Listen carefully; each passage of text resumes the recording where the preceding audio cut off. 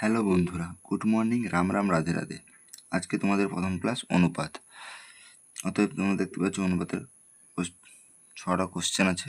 ওই 6টা কোশ্চেনই সলভ করব। এখানে দেওয়া আছে কি 1:a:2b সমান 2:3 এবং b:c সমান 6:8। তাহলে এখানে দেওয়া আছে কি a:b:c এর মান কত। তাহলে কি হবে, আমরা জানি a:b সমান 2:3, আর যেটা দিয়ে শেষ হয়েছে ওটা দিয়ে শুরু হবে।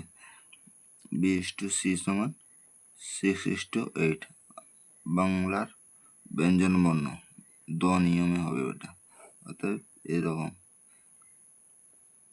6 দুগুণে 12, 6 তিনে 18, 8 তিনে 24, কোথায় যাবে?